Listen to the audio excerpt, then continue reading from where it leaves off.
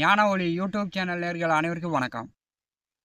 இந்த பதிவில் துலாம் ராசி அன்பர்களுக்கு 12 வருடங்களுக்கு பிறகு குரு பகவான் உச்சம் நீச்சமாக செல்லப் போகிறார். இந்த காலகட்டத்தில் குரு பகவான் உங்களுக்கு உதவி செய்ய போகிறார். இந்த அமைப்பில் பிறக்கக்கூடியவர்கள் கோடியில் சில பேர் தான். 12 வருடங்களுக்கு பிறகு குரு உச்சமாக நவாம்ச கட்டத்தில் நீச்சமாக சென்று இந்த காலகட்டத்தில் பிறக்கக்கூடியவர்கள் கோடியில் சில பேர் மட்டும்தான். இந்த காலகட்டத்தில் நீங்கள் செய்ய வேண்டியது என்ன? இந்த பதிவில் பலன்கள் காணப்போகிறோம். துலாம் ராசி அன்பர்களுக்கு பயனுள்ளதாக இருக்கும். இந்த பதிவு கடைசி வரை கேட்டு பயன்பெறுங்க. 27/8/2026 முதல் குரு பகவான் நவாம்ச கட்டத்தில் மகரம் ராசியில் பார்த்தீங்கன்னா ஒரு 16 நாட்கள் சஞ்சாரம் செய்வார். அதாவது ஆவணி மாதம் 10ஆம் தேதி முதல் ஆவணி மாதம் 27ஆம் தேதி வரை பார்த்தீங்கன்னா கடகம் ராசியில் குரு உச்சம், நவாம்ச கட்டத்தில் மகரம் ராசியில் குரு நீச்சம். ஆவணி மாதம் 26 முதல் புரட்டாசி மாதம் 13 வரை கும்பம் ராசியில் சஞ்சாரம் செய்வார். இப்போ பார்த்தீங்கன்னா சிம்ம ராசி இயங்கும். புரட்டாசி மாதம் 13 முதல் ஐப்பசி மாதம் 3ஆம் தேதி வரை மேனம் ராசியில் நவாம்ச கட்டத்தில் குரு ஆட்சி பெற்று செல்வார். ராசி கட்டத்தில் குரு உச்சம், நவாம்ச கட்டத்தில் மேனத்தில் குரு ஆட்சி. இந்த 55 நாட்கள் துலாம் ராசி என்பதற்கு ஏற்படும் பலாபலன்கள் காணலாம். துலாம் ராசி அன்பர்களுக்கு ராசி கட்டத்திலும் நவாம்ச கட்டத்திலும் குரு பகவானுடைய ஆளுமை உங்களுக்கு இந்த காலகட்டத்தில் மிகச்சிறப்பாக இருக்க போகிறது. குரு அப்படின்னாலே பெற்றோர்கள் முதல்ல நம்முடைய அப்பா அம்மா தான். அதன் பிறகு தான் பெரியவர்கள், ஆசிரியர்கள், நமக்கு ஆலோசனை சொல்லக்கூடியவர்கள். குரு பகவான் அப்படின்னாலே மதிப்பு மரியாதையை எதிர்பார்க்கக்கூடியது. குருவை பங்கப்படுத்தினால், அதாவது பெற்றோர்களை, பெரியோர்களை, ஆசிரியர்களை மதிக்காமல் அவங்கள பங்கப்படுத்தி அவங்களிடம் சாபம் வாங்கினா வாழ்வு என்ன ஆகும்? நீங்கள் இரவில் படுத்து நல்லா இருக்குமா நல்லா இருக்காதா அப்படின்றத நீங்கள் யோசித்து பாருங்கள். பெற்றோர்களையும் பெரியவர்களையும் ஆசிரியர்களையும் நாம் மதிக்காமல் அவங்களிடம் சாபம் வாங்கினோம்னா நம்முடைய வாழ்க்கை எப்படி இருக்கும்? நல்லா இருக்குமா நல்லா இருக்காதா? அதை நீங்களே யோசனை செய்து பாருங்கள். இப்போ இருக்கின்ற காலகட்டத்தில் மதிப்பு மரியாதை இல்லாமல் தான் போயிட்டு இருக்குது. இதான் கலியுகம். துலாம் ராசி அன்பர்களுக்கு ராசி கட்டத்தில் ஆயில்யம் நட்சத்திரத்தில் குரு பகவான் உச்சமாக இருக்கிறார். நவாம்ச கட்டத்தில் மகரம் ராசியில் குரு நீச்சமாக செல்கிறார். இப்போ பார்த்தீங்கன்னா முதல்ல தாய் தந்தையார், பெற்றோர்கள் மனம் நோகாமல் இந்த காலகட்டத்தில் நீங்கள் திருமணம் ஆனவர்கள் மாமனார் மாமியார் மனம் நோகாமல் பார்த்து கொள்ள வேண்டும். ஏன்னா அவங்களுக்கு தாயார் ஸ்தானத்திலும் மாமியார் ஸ்தானத்திலும் குரு பலமாக இருக்கிறார். ஆவணி மாதம் 10ஆம் தேதி முதல் ஆவணி மாதம் 27ஆம் தேதி வரை எக்காரணத்தை கொண்டும் அம்மாவிடமோ மாமியாரிடமோ அவமரியாதை ஏற்படுத்தி கொள்ளாதீங்க.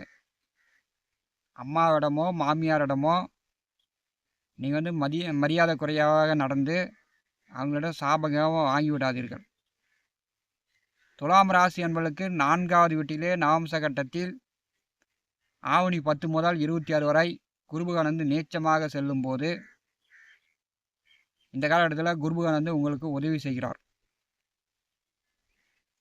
பார்த்தீங்கன்னா விவசாயிகள் விவசாய உபகரணங்கள் வாங்கிக்கலாம்.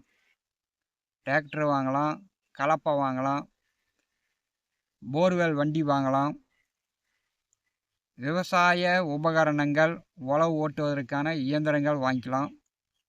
ஆடு வாங்கலாம், மாடு வாங்கலாம், குதிரை வாங்கலாம், எருமை வாங்கலாம். உயிருள்ள ஜீவராசிகளும் வாங்கிக்கலாம், உயிரற்ற வாகனங்களும் வாங்கிக்கலாம். நாம்ச கட்டத்தில் 4வது வீட்டிலே குரு வந்து நீச்சமாக ஆவணி 10 முதல் 26 வரை செல்லும்போது துலாம் ராசி என்பர்கள் இதெல்லாம் வந்து குரு பகவான் வந்து உங்களுக்கு உதவி செய்கிறார். இதற்கு நீங்கள் வந்து இந்த காலகட்டத்தை பயன்படுத்தி கொள்ளணும். இந்த காலகட்டத்தில் வீடு வாடகைக்கு விட்டவர்கள், விவசாய நிலங்கள் குத்தகைக்கு விட்டவர்கள் சில பிரச்சனைகள் இல்லாமல் பார்த்துங்க. இந்த காலகட்டத்தில் வந்து நன்மையும் உண்டு, தீமையும் உண்டு. துலாம் ராசிக்கு 10வது வீட்டிலே குரு உச்சமாக, நாம்ச கட்டத்தில் 4வது வீட்டிலே நீச்சமாக ஆவணி 10 முதல் 26 வரை செல்லும்போது ஜீவ சமாதி வழிபாடு, சித்தர்கள், சன்னியாசிகள், சாமியார்கள் வேண்டிய உதவிகள் செய்யுங்க. குருபலன் வந்து உங்களுக்கு பரிபூர்ணமாக கிடைக்கும். ஆவணி மாதம் 26 முதல் நாம்ச கட்டத்தில் 5வது வீட்டிற்கு குருபகவான் செல்வார். குழந்தைகளுக்கு வேண்டிய உதவிகள் செய்யுங்க. குழந்தைகள் மேல் அன்பு பாசமாக இருங்க.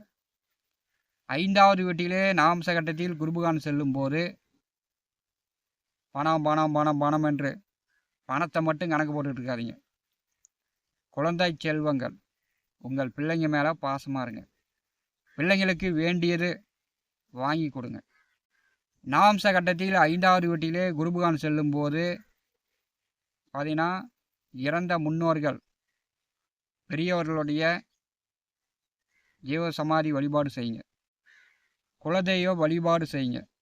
அதாவது ஆவணி மாதம் 26 முதல் புரட்டாசி மாதம் 13 வரை நாம்ச கட்டத்தில் 5வது வீட்டிலே குரு செல்லும்போது உங்களுக்கு 11ஆம் இடம் இயங்கும். அப்போ வந்து அதிக லாபம், நல்ல பண சம்பாத்தியம். திருமணமான தம்பதியர்களுக்கு குழந்தை பாக்கியம் உண்டாகும். திருமண வயதில் உள்ளவர்களுக்கு திருமணம் நடக்கும். வரன் பார்த்தீங்கன்னா வரன் செட் ஆகும். ஆவணி மாதம் 26 முதல் புரட்டாசி மாதம் 13 வரை. புரட்டாசி மாதம் 13 முதல் ஐப்பசி மாதம் 3ஆம் தேதி வரை நாம்ச கட்டத்தில் மீனம் ராசியில் குரு வந்து ஆட்சி பெற்று செல்வார். வேலை உத்தியோகம் சார்ந்து பதவி உயர்வு, ப்ரமோஷன், வேலை தேடிக்கொண்டிருப்பவர்களுக்கு வேலை, நல்ல சம்பாத்தியம். எதிரிகளே இருக்க மாட்டாங்க, பகைவர்களே இருக்க மாட்டாங்க. உயர் அதிகாரிகள், முதலாளிகள் பார்த்தீங்கன்னா இந்த காலகட்டத்தில் உங்களுக்கு சப்போர்ட்டாக இருப்பாங்க. நாம்ச கட்டத்தில் மகரம், கும்பம், மீனம் இந்த 3 வீடுகளை அடுத்த 55 நாட்கள் குருபகவான் வந்து ராசி கட்டத்தில் கடகம் ராசியில் குரு உச்சமாக நின்று நாம்ச கட்டத்தில் மகரம், கும்பம், மீனம் இந்த 3 வீடுகளில் செல்லும்போது தொழில் வளர்ச்சி, வேலை உத்தியோகத்தில் நல்ல வருமானம், குடும்ப உறவுகள் ஒற்றுமை நீங்கள் வந்து மேம்படுத்தி கொள்ளலாம். குருவை நீங்கள் பலப்படுத்த குரு அருள் உங்களுக்கு பரிபூர்ணமாக கிடைக்கும். பெற்றோர்கள், பெரியோர்கள், ஆசிரியர்கள் உங்களுக்கு ஆலோசனை சொல்லக்கூடியவர்களை அவங்க கிடக்கிறாங்க அப்படின்னா அலட்சியப்படுத்தினீங்க அப்படின்னா குரு அருள் உங்களுக்கு கிடைக்காது. குரு அருள் கிடைக்கவில்லை என்றால் பணம் வந்து கிடைக்காது. அதுமாதிரி காலம்புறா வறுமை தான். குரு அருள் கிடைக்கவில்லை என்றால் முதல்ல வந்து திருமணம் நடக்காது. அப்புறமேட்டு தான் குழந்தை பாக்கியம்.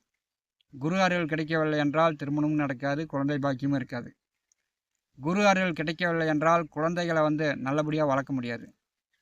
இதெல்லாம் வந்து துலாம் ராசி என்பர்கள் நீங்கள் செய்ய வேண்டியது இதுதான். இந்த பதிவில் சொல்லப்பட்ட பலன்கள் இப்போ இந்த காலகட்டத்தில் அந்த உறவுகளை நீங்கள் வந்து மனநோக செய்யாமல் அந்த உறவுகளை நீங்கள் வந்து இந்த காலகட்டத்தில் சந்தோஷமாக பார்த்துக்கிட்டாலே குரு அருள் பரிபூர்ணமாக உங்களுக்கு கிடைக்கும்.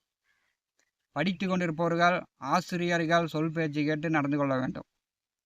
ஆசிரியர்களெல்லாம் எதிர்த்து பேசுறது, ஆசிரியர்களை அடிக்க போகிறது இதெல்லாம் வந்து இந்த காலகட்டத்தில் தவிர்த்து விடுங்க. பெரும்பாலானவர்கள் படிக்கும்போதே ஆசிரியரிடம் கோவிச்சிக்கிட்டு ஆசிரியர்களை மிரட்டிக்கிட்டு அதனாலேயே வந்து படிப்பு இழந்து மத்திய வயதிலிருந்து கடுமையாக கஷ்டப்பட்டு கொண்டிருப்பவர்கள் நிறைய பேரை பார்த்தாச்சு. ஏன்னா குரு அருள் இல்லை என்றால் ஒரு மனிதன் வாழ்க்கையில் முன்னேற முடியாது. குரு அருள் பரிபூரணமாக வேண்டும். துலாம் ராசி என்பதற்கு 4, 10ஆம் வீட்டிலே நவம்ச கட்டத்திலும் ராசி கட்டத்திலும் குரு பகவான் மிகச்சிறப்பாக செல்லும்போது உங்கள் தாயார், திருமணமானவர்களுக்கு உங்கள் மாமியார் இந்த காலகட்டத்தில் அவங்க மனம் நோகாற மாதிரி ஏதாவது செய்து விடாதீர்கள். அம்மாவுடைய ஆசீர்வாதம், உங்கள் மாமியாருடைய ஆசீர்வாதம் துலாம் ராசி என்பதற்கு இந்த காலகட்டம் சிறப்பாக கிடைக்க வேண்டும். அவங்கள மனம் நோகிற மாதிரி, வேதனைப்படுற மாதிரி நீங்கள் நடந்து கொண்டால் குரு அருள் உங்களுக்கு கிடைக்காமல் போயிடும். அதாவது என்ன சொல்லிக்கிறாங்க அப்படின்னா, உதவி செய்யவில்லை என்றாலும் பரவாயில்ல, உபத்திரங்கள் செய்து விடாதே அப்படின்னு சொல்லிக்கிறாங்க. அதனால் 4ஆம் இடம், 5ஆம் இடம், 6ஆம் இடம் சார்ந்து அதன் காரக உறவுகள் சார்ந்து நீங்கள் உதவி செய்யவில்லை என்றாலும் அந்த காரக உறவுகளுக்கு உபத்திரங்கள் செய்து விடாதீர்கள்.